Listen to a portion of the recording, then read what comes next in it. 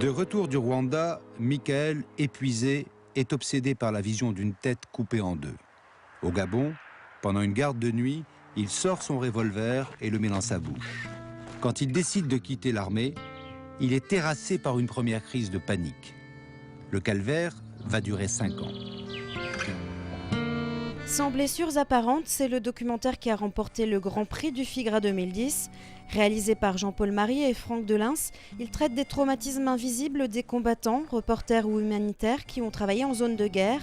Car éveiller le regard du public sur le monde, c'est le but du FIGRA qui se déroule depuis 17 ans dans la région, partenaire du festival depuis la première heure. Avec la poussière, ça faisait exactement pareil. La région Nord-Pas-de-Calais, quand on est venu les voir avec ce projet, ils ont senti qu'il y avait quelque chose d'intéressant à faire.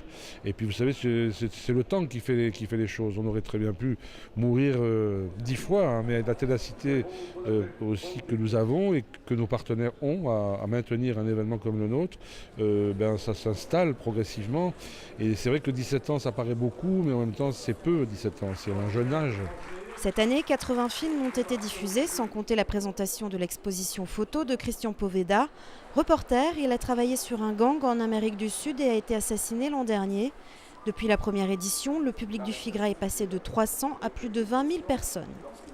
Il y a un phénomène qui est intéressant, c'est que vous remarquerez que les gens, tout le monde, nous, tous, les spectateurs, sont de plus en plus intéressés par les documentaires ou par les reportages. Voir par exemple, même au cinéma, le succès considérable qu'a le film de Jacques Perrin, Océan, qui a fait quand même plus de 2 500 000 entrées à ce jour, ce qui est considérable. Et les gens sont de plus en plus intéressés par une approche du réel, sous toutes ses formes.